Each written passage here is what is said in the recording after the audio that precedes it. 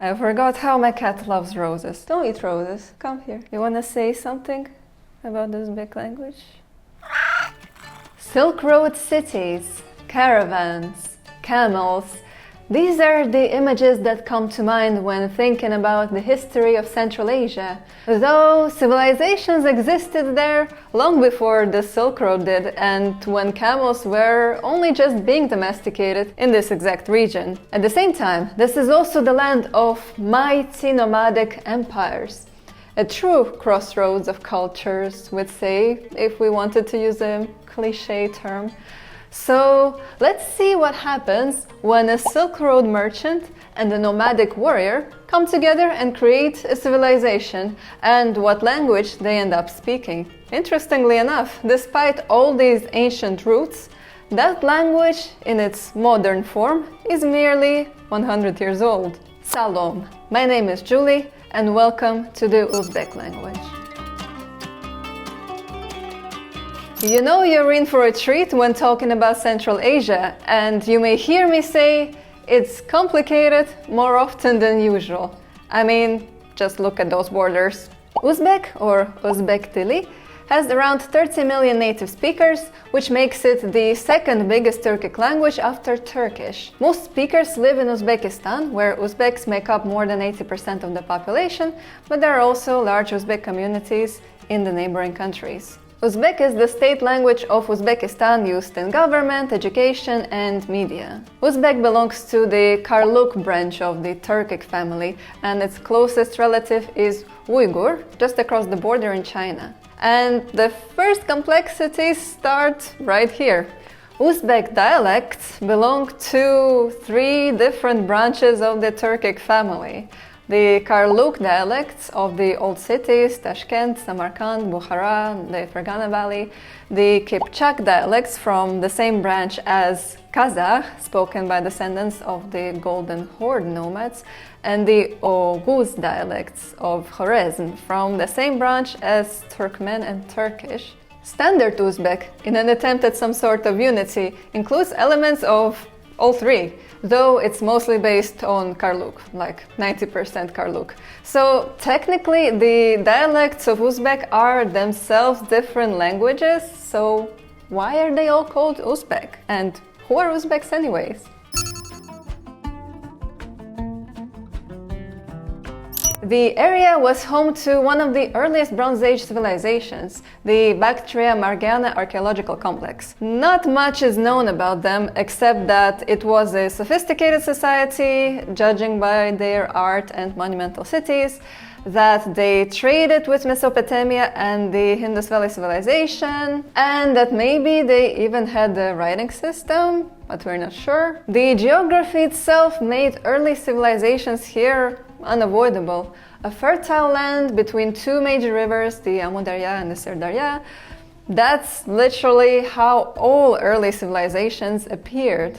A nice, cozy oasis surrounded by inhospitable deserts, steppes, and mountains. Because it was so nice and cozy, people would just keep coming and trying to get it for themselves. We don't know which language the Bactria-Margiana people spoke, but the first major states here, Sogdiana, Bactria, and Khwarezm, were founded by Iranian peoples speaking Eastern Iranian languages. They were the merchants of the Silk Road, moving silk and jewels between China, Persia, and the Roman Empire. Conquerors came and went. The Persian Empire, Alexander the Great, who took Samarkand, and since the locals just would not stop rebelling, married Roxana, the daughter of a local noble. And then nomads from the north, who integrated into the local society and built the Kushan Empire, one of the four superpowers of the ancient world, alongside Rome, Parthia, and Han China. In the 8th century, the Arabs conquered Bukhara, Samarkand, and Khwarezm, and with Islam came an explosion of learning. Samarkand became the paper-making capital of the Islamic world,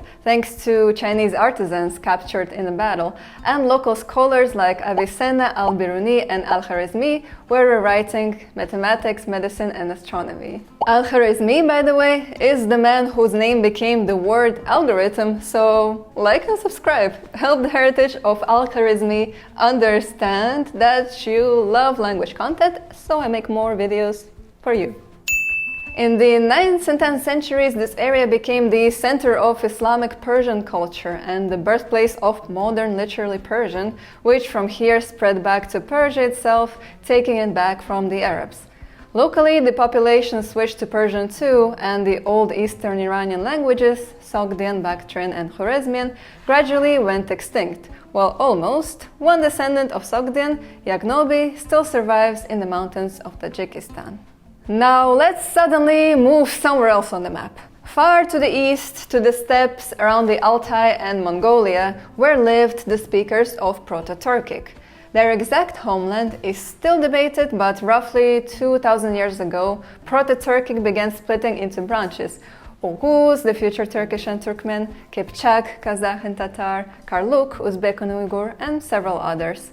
The first Turkic state, the Turk Khaganate, appeared in 552, the oldest Turkic text, the runic Orkhon inscription, in the 8th century, and wave after wave Turkic speakers moved into Central Asia. They came as conquering elites, small groups of horsemen ruling over masses of mostly Iranian-speaking locals who, with time, switched to the prestigious language of their new rulers. That is why modern Uzbek is saturated with non-Turkic loanwords.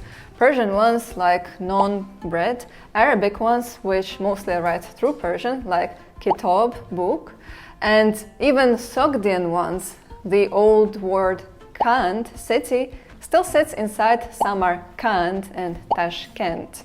The first Muslim Turkic state was founded by the Karakhanids. They were Karluk Turks, the ancestors of the Uzbeks and Uyghurs. It also gave us the first Turkic literary classics, the poem Kut al-Ghubilig, written in Karluk, and Mahmud al-Kashgari's Compendium of Turkic Dialects.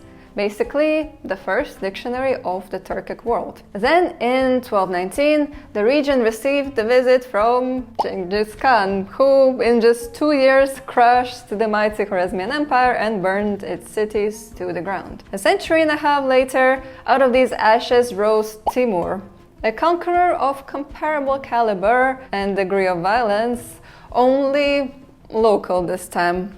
Luckily for Samarkand, because under his rule, Samarkand became its glittering capital. Under his descendants, in the 15th century, the region's literary language, Chagatai, a Turkic language and the direct ancestor of Uzbek, had its golden age. Its greatest name is the poet Alisher Navoi. At a time when everyone serious wrote in Persian, he wrote in Chagatai on purpose to prove that Turkic could do everything Persian could. But Chagatai wasn't Uzbek just yet. The name Uzbek came from completely different guys actually. Around 1500, Muhammad Shaybani conquered the region with Kipchak-speaking nomadic tribes called Uzbeks, possibly after Uzbek Khan of the Golden Horde, though this is debated. They took power and, as is typical for nomads, eventually assimilated into the local sedentary culture. Identity stayed fuzzy for centuries. Persian was the language of the cities, administration, and poetry, Turkic of the military and the nomads. Everyone was bilingual to some degree, and people identified as Bukharans, Tashkentis, or simply Turkestanis, not as Uzbeks. In the 19th century, the Russian Empire conquered the area, and when it shapeshifted into the Soviet Union, the Soviets made it their mission to figure out who is who in Central Asia and to draw borders by ethnicity and language, which wasn't easy at all because a common identity didn't exist. And well, you can see the result of it in those present-day borders. The logic went, the Persian-speaking areas go to Tajikistan. Easy. Well, not that easy because Samarkand and Bukhara were bilingual. but the elites there were Turkic, so they weren't given to Tajikistan. The Turks were then split not so much by language, but also by language, but mostly by lifestyle. So the nomads in the north became Kazakhstan, the nomads in the south became Turkmenistan, and then there were these sedentary Turks in between who spoke all sorts of languages. So how do you even call them? Do they have a name? There is a name Sart. Should it be Sartistan then? Okay, not bad, but do we have other options? How do elites call themselves? Uzbeks? Alright, you're all Uzbekistan now, and your language is Uzbek.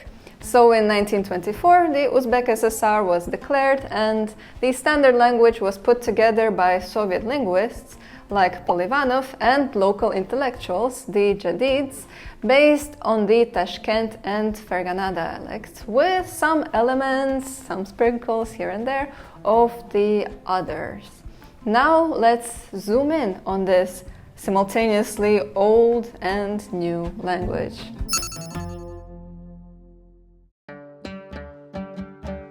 For centuries, the Turkic languages of Central Asia were mostly written in the Arabic script.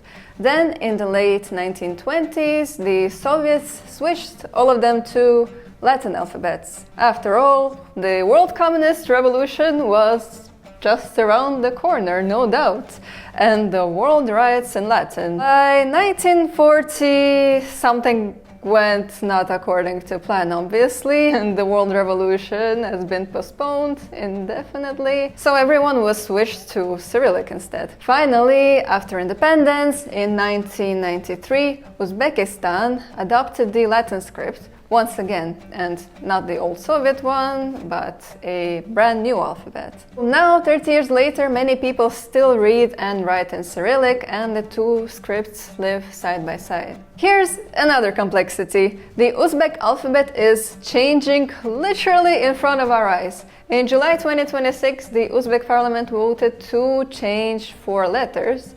The digraphs sh and ch becomes these, and the vowel o and the consonant h become these. So effectively borrowing ideas from Turkish.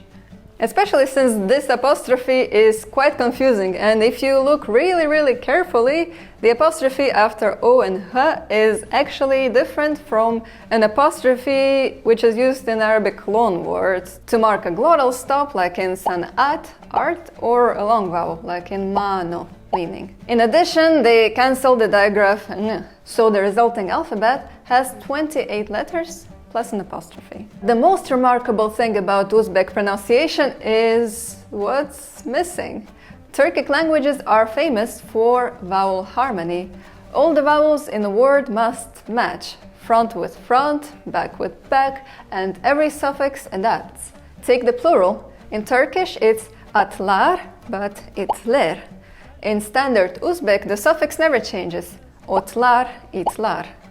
Centuries of living side by side with Persian, a language with no harmony whatsoever, simply erased it. Meanwhile, in the Kipchak or Oghuz dialects of Uzbek, vowel harmony is alive and well. So the standard Uzbek of Tashkent is arguably the least Turkic sounding of all Turkic languages. I'll let you judge how it sounds. Birinchi bor narsamiz hech kim bezovta qilmayapti. Keyin harakat qilamiz. Menda mana ota-onam qarshi bo'lgan, buvim dadam hamma qarshi bo'lgan-ku aktrisa bo'lishimga. 10 yil yana. 10 yil. Men o'sha 7 yoshimda xohlaganman aktrisa bo'lishni. Oldingi o'tkir deb qaramaydi menga, tushunasizmi? Gapirayotgan vaqtida ham boshqada ham. Xuddi oldingidek hazil qilaman men. Oldingidek gapiraman. Ularning muomalasi menga nisbatan oldingidek emas. I hear so many Persian words that I wonder if Uzbek is still mutually intelligible with other Turkic languages. So, Turkic speakers, let us know in the comments. If you speak one of the Uzbek dialects, how mutually intelligible is your dialect with standard Uzbek? And well, if you don't speak Turkic, or even if you speak Turkic and you have an amazing idea about the next language you want explored on this channel, welcome to my Patreon, and thank you to my top tier patrons for picking Uzbek. Now we've heard how Uzbek sounds, let's see how it is built.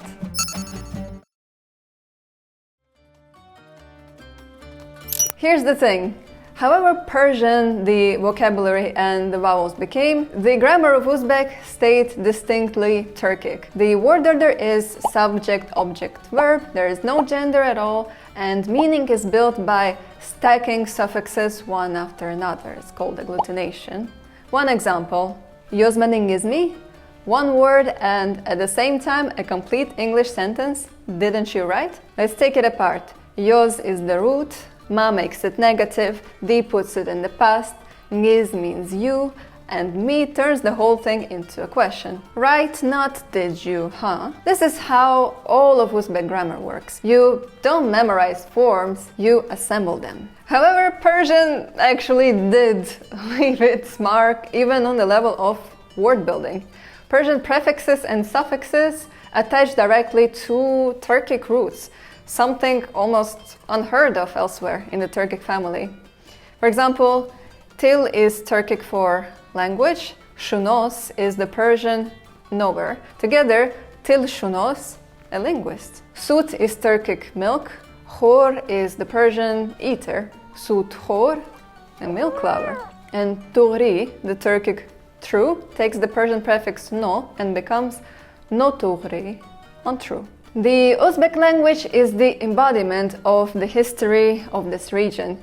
It is composed of many different layers which correspond to ever new waves of migrations. People who came and settled, who brought with them a piece of themselves, but eventually merged into what existed before them, and as a result, creating something new and unique. In a way, this region is the true melting pot of planet Earth. Thank you so much for watching and see you in our next exploration.